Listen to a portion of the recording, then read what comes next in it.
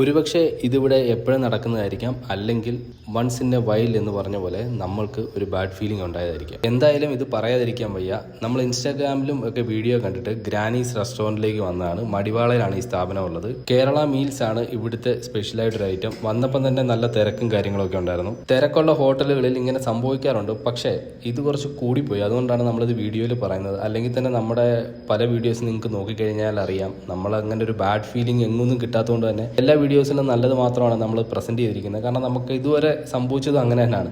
പക്ഷേ ഇത് കുറച്ച് ബാഡായിപ്പോയി. അതുകൊണ്ടാണ് നമ്മൾ പറയുന്നത്. നമ്മളിവിടെ ഫുഡ് കഴിക്കാൻ വന്നിരുന്നതിന് ശേഷം 3 പേരാണ് നമ്മുടെ അടുക്കെ ഫുഡ് ഓർഡർ ചെയ്യാനായിട്ട് വന്നത്, അതായത് കളക്ട് ചെയ്യാനായിട്ട് വന്നത്. ഫുഡ് ഓർഡർ കളക്ട് ചെയ്തതിന് ശേഷം 45 to 1 hour വരെ നമ്മളോട് വെയിറ്റ് ചെയ്തു. നമ്മളിരിക്കുന്നതിന് ചുറ്റും എറൗണ്ടായിട്ടുള്ള ആൾക്കാർക്ക് എല്ലാം ഫുഡ് സെർവ് ചെയ്തതിന് ശേഷം പിന്നെ നമ്മൾ ചോദിച്ചു കഴിഞ്ഞപ്പോഴാണ് ഇവർ നമുക്ക് കൊണ്ട് ഇലയിടുന്നതും ഫുഡ് സെർവ് ചെയ്യുന്നതും. ഇത് എന്തുകൊണ്ടാണ് സംഭവിച്ചത്? ഇവരുടെ കമ്മ്യൂണിക്കേഷൻ്റെ കുഴപ്പമാണോ അതോ ഇവരുടെ മാനേജ്മെൻറ്റ് ഇത് അറിയുന്നുണ്ടോ എന്നൊന്നും നമുക്കറിയില്ല. പക്ഷേ എന്തായാലും നമുക്കിതിവിടെ പറയണമെന്ന് തോന്നി. ഇനി എൻ്റെ സംശയം, നമ്മളൊരു കോർണറിലാണ് പോയിരുന്നത്, ഇനി അതുകൊണ്ടാണോ ഇവർക്ക് ഇങ്ങനെ സംഭവിച്ചത്? എന്നാലും 3 പേര് വന്ന് ഓർഡർ ചെയ്തിട്ടും നമുക്ക് ഫുഡ് എത്താത്തത് എന്താണെന്നുള്ളതാണ് ഇപ്പോഴും എൻ്റെ സംശയം.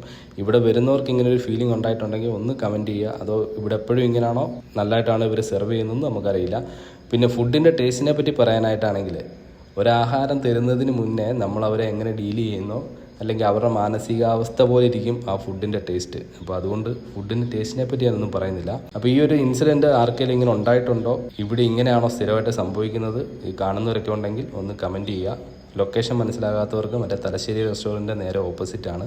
വീഡിയോയിൽ പറഞ്ഞിരിക്കുന്ന കാര്യങ്ങൾ ആരെയും മോശപ്പെടുത്താൻ വേണ്ടി പറഞ്ഞതല്ല. നമുക്ക് കിട്ടുന്ന അതേ ഫീലിംഗ് നമ്മൾ അതേപോലെ തന്നെയാണ് നമ്മുടെ വീഡിയോയിൽ പറയുന്നത്. അപ്പോൾ മറ്റൊരു വീഡിയോ ആയിട്ട് ഇനിയും കാണാം. ടാറ്റ, ബൈ ബൈ, സീ യു.